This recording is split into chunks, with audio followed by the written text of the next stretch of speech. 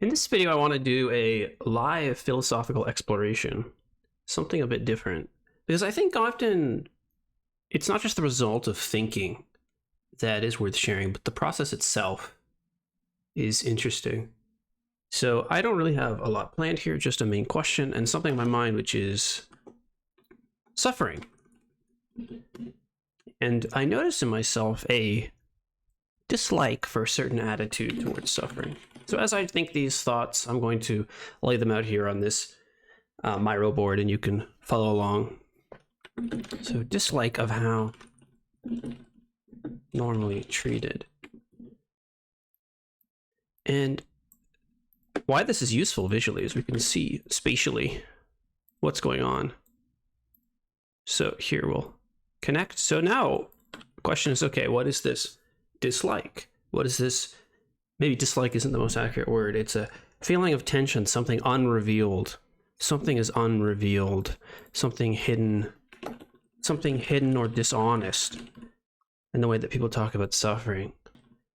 So when I look at myself, like, what is the thing really causing this feeling that there's something to be explored or revealed here? It's this, when I notice people, speakers or thinkers, focusing on this reduction above other concerns, focusing on suffering, and there's something reductive about that. It's missing the larger picture. Maybe I'll make more boxes for that. So why is that a problem? How about some questions?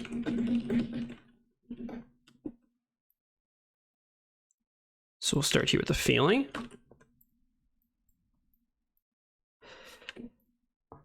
So feeling that something is off. And then here, this is, well, what is it? Well, it's that focus on suffering above other concerns, missing the larger picture. Okay. So here we have the first outline, but I can sense there's a lot more here. Maybe we'll connect it this way. There's a lot more here. So what is not said?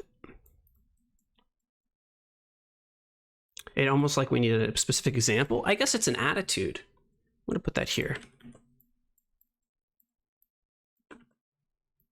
Attitude.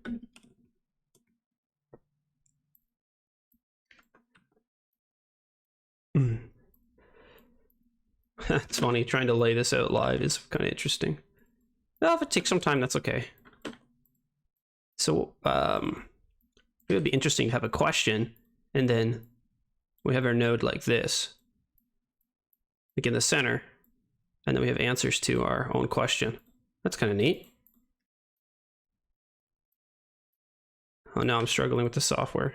You know, sometimes I just wonder if a piece of paper would be better.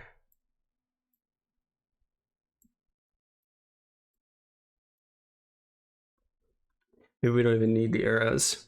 We don't even need the arrows. We'll just make new nodes. Oh, I like this. Okay, feeling that something's off, the way people talk about suffering.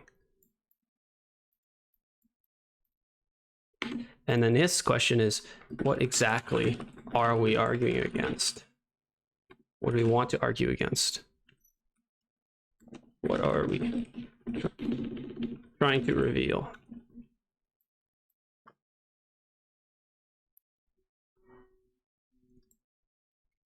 And then here we have a new question. Why is it a problem?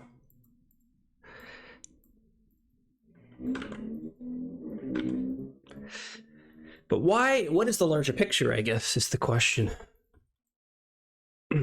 So if I say to someone, you're focusing on suffering too much, you're reductive, you're missing the larger picture. Why is that a problem? Or like, what is the larger picture that needs to be revealed?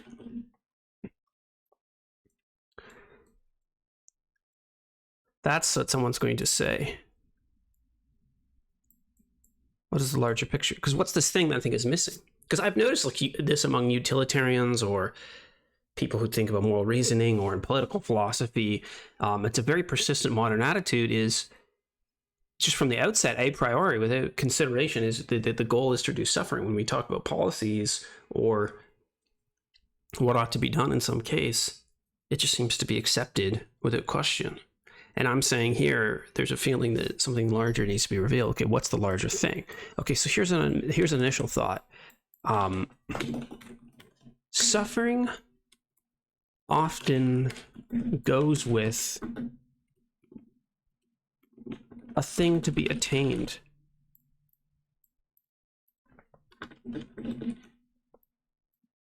So this is immediate. This is the first image that comes to mind, actually. I'll give an image of, for example, of this. I had the image of being in a water park as a child, and you go on the slides, and they're so fun.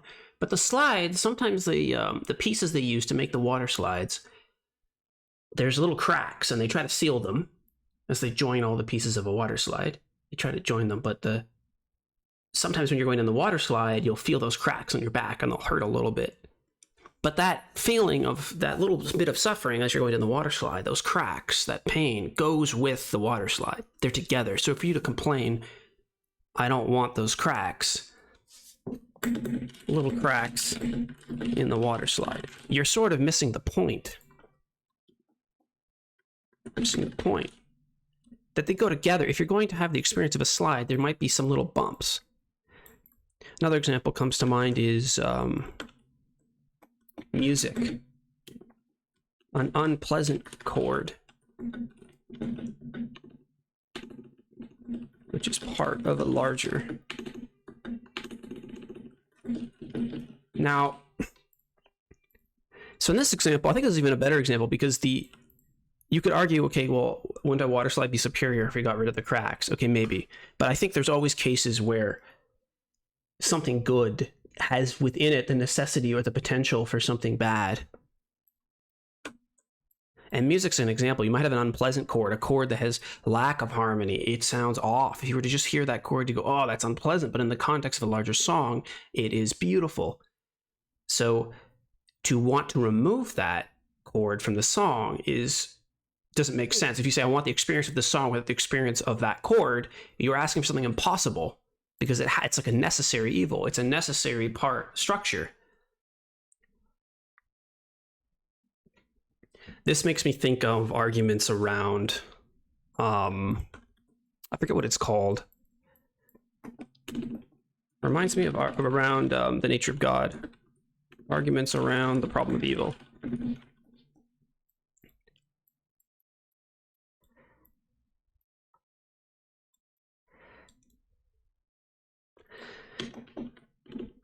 And different types of suffering, because you can also say, okay, sure, maybe some suffering is part of the larger picture, such as a chord in a song, but what about extreme examples of intense suffering? What about those? And I'm not saying to discount all suffering with this picture here. I'm just saying there's something very off about the way our modern culture has this hyper focus on reducing suffering. So this is one angle of it, without at this point getting into different types of suffering, but we might need to do that. It just seems like this goes with this is ignored.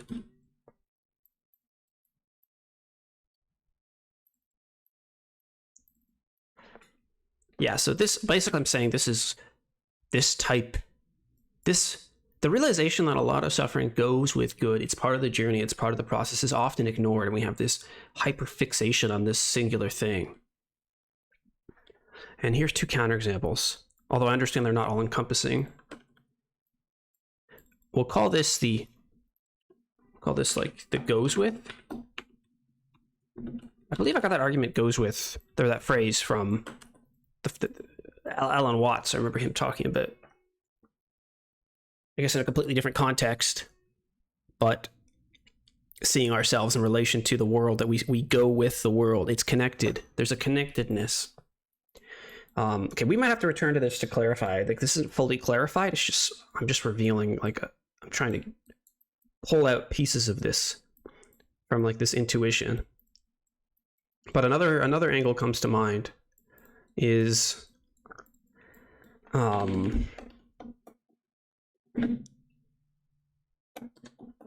lack of clarity, I'll say.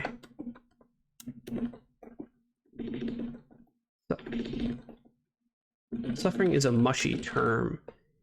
So when I consider like else is off about this. We need to reduce suffering attitude. It's a lack of clarity. And maybe that's what this is pushing towards. This goes with the argument that there's different types of suffering. It's a lack of clarity. So just because we, like, this is a common problem, is that when we think about the world or our emotions or our feelings, we can get tangled up in the words. Now, this sort of approach of saying, hey, we're tangled up in the words, basically this approach I'm arguing now, can be used to in a skeptical way to escape anything. Because you can always say, well, define that word, and just keep projecting language entirely and you'll get nowhere. But there is a place for clarity, and the level of analysis that we're performing demands a certain level of clarity. Where if you're speaking about for example, your subjective experience of, say, like enjoying a movie, and you say, I enjoyed it, we don't need to like get into the details of what enjoyment is. At that level of analysis, just talking about your experience, it's fine to say you enjoyed it. But if we're talking in terms of something more concrete, we need terms strong enough to hold up the concrete conclusions we're trying to come to. We can never have perfect definitions, but we want them to match the needs of what we're claiming. And when I see this implicit acceptance that suffering ought to be reduced, there's too much built on this term suffering, where a human experience is, I'll put this as, and I'm riffing here, I think I am onto something. The human experience is a field. It's a combination of many senses together, where we smell and we see and we hear and we have memories, and all of this is coming at us together to give us whatever our unique experiences in that moment of time, our history, everything. And when we speak of suffering, it's like we're not saying a specific experience. We're not saying we don't like a sound or we don't like a color. We're saying a type of resonance that any experience could be. So it's a type of resonance of suffering is a type of resonance of any experience. Because you might suffer, you might find a certain temperature unpleasant, like if the bathtub is too hot, or a certain smell. Any experience or type.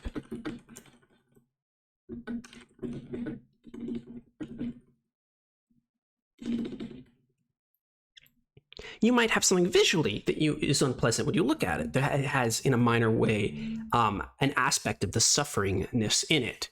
It's like suffering. Suffering is not the radio station. It's the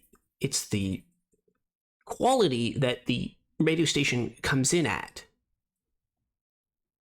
Where it's not sight that makes us suffer. It's certain types of sights, or certain types of sounds, or certain types of expectations, or certain types of bodily senses. I think this makes it a unique term. This makes it a more like fluid, more this makes it it's less specific term, since it applies to nearly anything.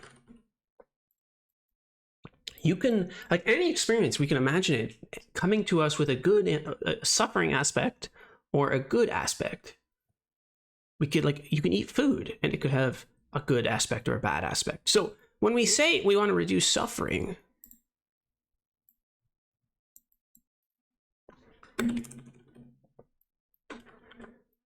is it we want to reduce the possibility of, like, what is it you actually want to reduce? Do you want to make it impossible to have, for your sensations to have certain aspects, to have certain frequencies? Oh, this also leads me to the question of, yeah, that's interesting. Oh, just the thought of, is suffering merely, interesting question, is it only this? Suffering only variance in the type of experience? Or also is there something fundamental?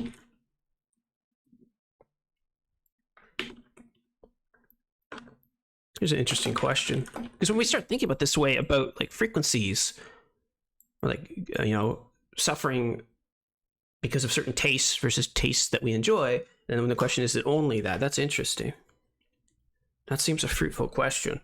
Is there like a fundamental, like if you're just experiencing raw pain, doesn't seem anything modulated there. That's pain, but pain is a certain type of suffering. Pain is we'll say pain is a distinct type of suffering. We'll say pain is a distinct type of suffering. That's interesting. Yeah, so it just seemed in both these paths we sort of led to needing to create a clarifying the distinction of what is suffering. When we went down this path of it lacks clarity, we try to clarify it ourselves. And realizing that the human experience is a field, a combination of many senses, so we kind of have this working definition of suffering as a type of frequency within those senses, but we don't know if that's complete, and we have perhaps a counterexample, which is pain. And then when we went with this goes with argument, it seems suffering is inextricably tied up with certain experiences. To really formulate that argument, we would need to, again, specify exactly what it is we're talking about. And I don't have a clear metaphysics of suffering, but I'm saying it's, but partly what I'm feeling right now is the lack of those who claim it as a fundamental axiom. They're being reductive because they haven't gone through all of this. They haven't considered this. They're just accepting that this is the goal of everything. And people don't say pain, mind you. They're not trying to reduce pain. This attitude to which I'm referring is trying to reduce suffering. Remind me of an example, like what is the roll-up of suffering? Lack of clarity. Here's another question. We could go down any of these paths, but I'm just ripping here going where I feel like there's something to be, I can feel something not fully expressed. I remember, well, it seems pretty clear, like if we go from an evolutionary perspective, it's to evolutionary perspective, information or warning, take your hand off the stove, tells you it's a survival mechanism. It's information. It's information that's prioritizing. It's telling you to focus on this, but we're not always able to treat the causes. Like if you have some, an example is I remember having a stomach ulcer and it was extremely painful and I couldn't really do anything about it. My body was giving me the information, but I couldn't do anything about it. And then I remember getting some kind of pill from the doctor and that made it go away. Although it did lead me to get the pill. I don't know, maybe the pill in that case was really helpful, so it was good I went and got the pill, but it seemed at a huge amount of intensity, the experience of that suffering, and I wasn't able to treat the causes myself. I needed the doctor.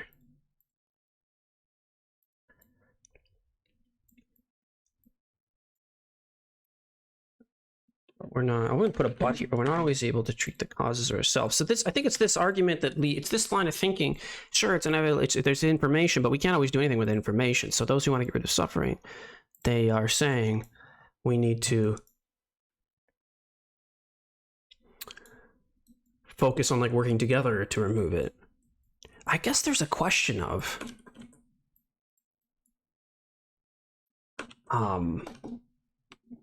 causes of suffering versus the way we receive it. How much, this is more of a Stoic idea, how much of suffering is caused by something versus, or how much of suffering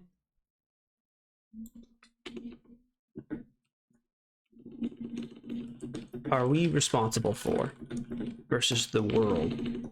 There's a way to put it.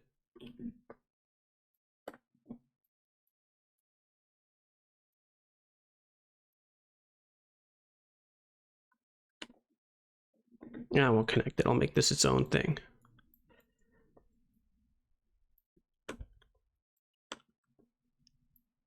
Because it also seems, and maybe I should add this.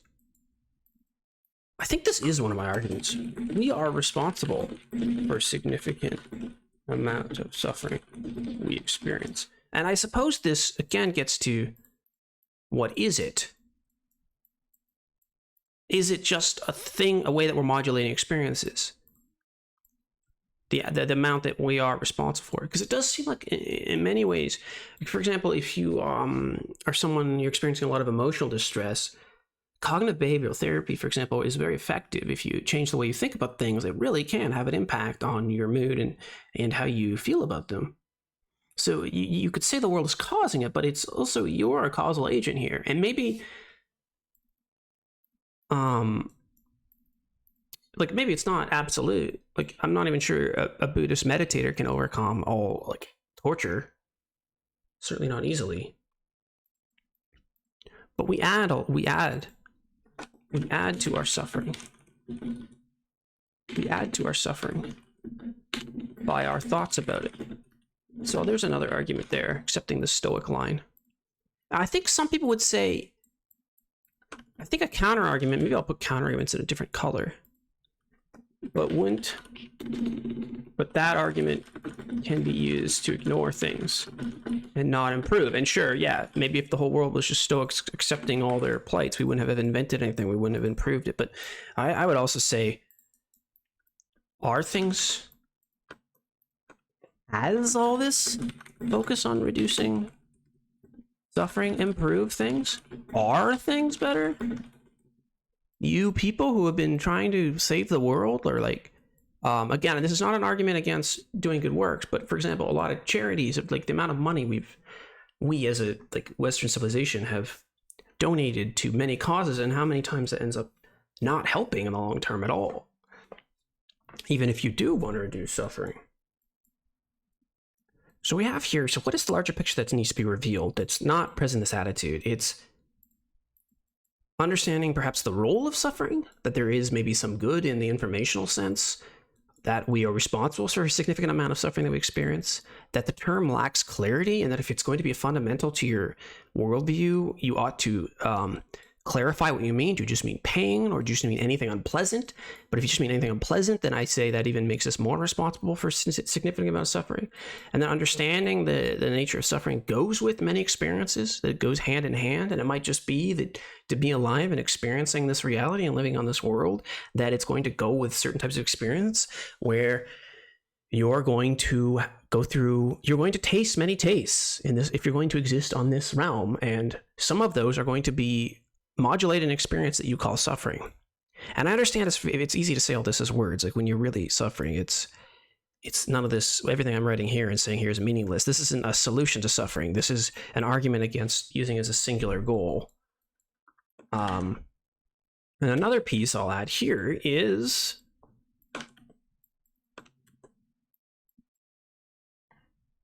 that misses out on other virtues. I'll use the word virtues. Maybe that's complicated. Other goods, other good things, other, what can I say? Positive things, and other potentially positive aspects. Things. I'll say goals. How about that? You're focused on reducing suffering. It's you're missing on potentially positive goals. What are those goals? Okay, well, for example, meaning. Like why do people climb mountains? Are like, when you look at revealed behavior? Oh, I'm going to put that here. Look at revealed preferences, borrowing a term from economics. Like, look how people act. They don't act to reduce suffering. They act to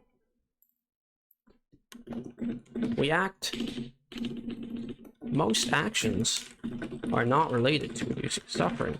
You're looking for to increase in meaning, or your power, or you want new experiences, or safety, or human connection, authenticity. There's all sorts of human motives that this reductive view of suffering misses out on.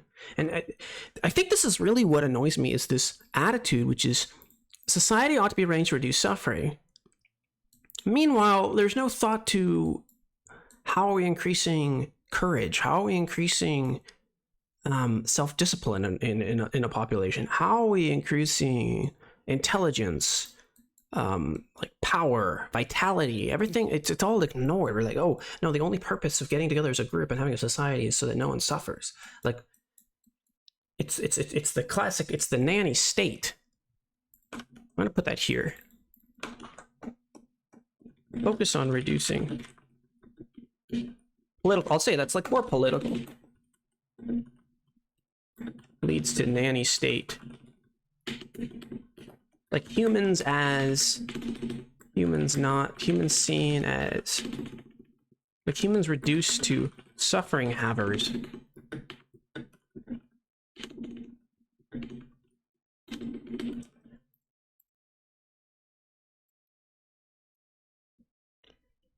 It's maybe like a political argument.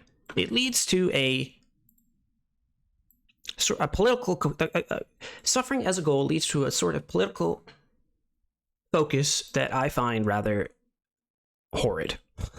It's not a philosophical argument. Well, it's partly the expression of what I'm trying to reveal here. Okay, misses out on other positive goals. Let's finish this. So look at what it's actually want.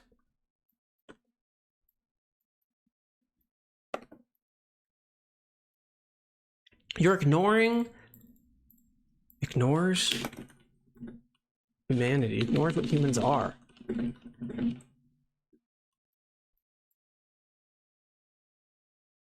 Humans need adventure. We need we want to grow. We want to be challenged. So we're just reduce suffering. If that's like your only goal, you're not you're, in a way, you're against humanity. Now, I'm going to put a counter argument here. But can't suffering reduces... I'm thinking suffering reduces the ability to chase higher goals. Think like Maslow's hierarchy. You need to be safe and secure, and you need your bare minimums met to be able to chase those goals. Like if you want people to be artists, again, this is like a counter perspective. If you want people to be artists, if you want them to go out in the world and have adventures and be mountain climbers and grow and really experience life, but we could say like a crude form of like low level pain and suffer, or like if you're hungry, for example, you're not gonna let you do that. It's gonna prevent you from doing that. Like some stuff, like if there is such a thing as a noble type of suffering that goes with noble actions, there might also be a crude suffering that prevents such noble actions. You don't even have access to noble suffering because you're suffering in a crude way, which again does lead us to a necessity to, I think, clarify this distinction. So this is the counter argument. It's like, well, you need to go up Maslow's hierarchy. And those who don't know, you can look at Maslow's hierarchy of needs. Just Google image that, you'll see the pyramid of human needs that Maslow argued we need each level of the pyramid to access the next higher up level. But this too, like, and then my response to this is, sure, but are you making that distinction between suffering that prevents suffering, I'll say suffering that hampers life, and suffering that goes with life?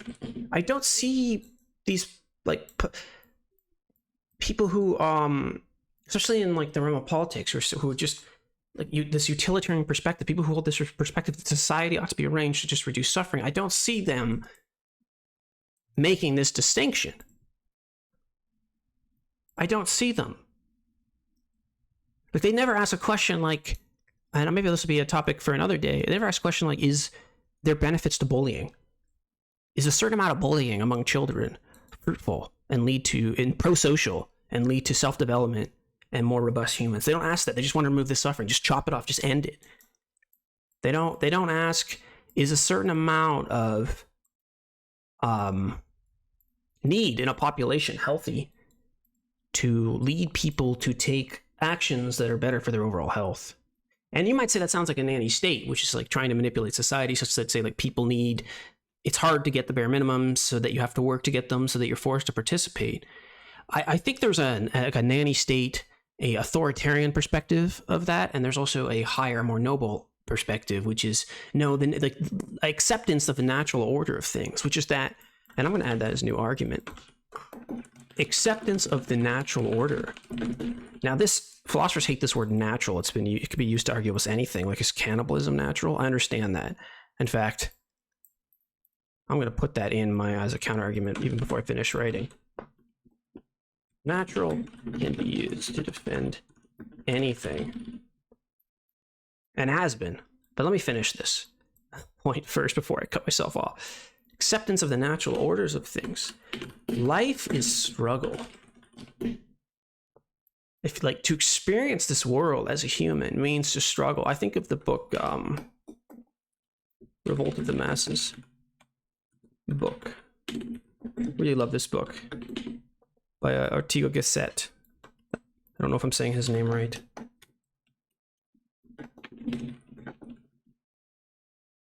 I shouldn't have tried to spell it.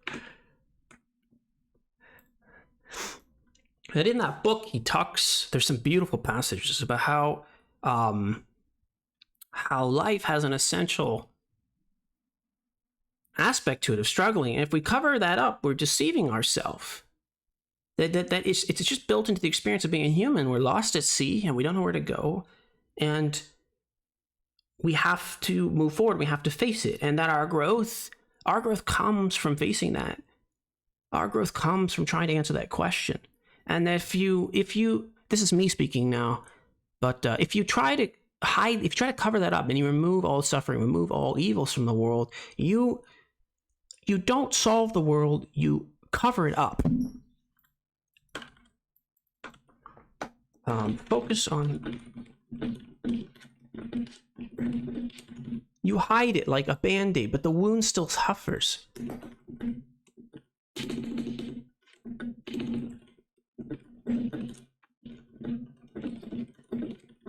The wound still festers, and you don't make robust, well-rounded human souls. The human is reduced. There's like you're reduced to this. You're reduced to a robot, this machine that has like a state of pleasure and pain, not this thing that has an identity across time and is growing and overcoming. So I think there's like a technocratic rejection of the nature of reality in this certain attitude towards suffering. And I am including the counter argument here that what I'm saying does sound fuzzy. And if we use the word natural, appeal to nature, like nature is brutal. That's true. But I do see an integrated synthesis of these views, acceptance of nature as is, and I'm not trying to cover it up in a simplified, reductive way, like a more holistic view, a view that doesn't reduce suffering to something thin and simple and obvious as like a true or false Boolean statement, but is actually facing the complexity of reality. And that's, I guess, what I'm encouraging and trying to draw out here, a more aware view of reality, especially as it comes to political goals or how to arrange society, that we don't just want to reduce people to suffering and pleasure havers. I think it's a good point to end it. I mean, we can go down I can feel like we could really go down the definition line. I haven't done reading on this really. I'm sure this has already been done. I just find it interesting and valuable to do it myself often first, if I have a question, just to lay out what I see before I read more. But my sense is this would be hard to do live, to go through the definitions. To make this rigorous would take a long time. And the general vibe I'm trying to get out and the arguments, I have a feeling I've laid out pretty effectively here, given the amount of time. So if you watch this, thanks for watching. That's spin an experiment and exploring an idea philosophically. And I'll end it here.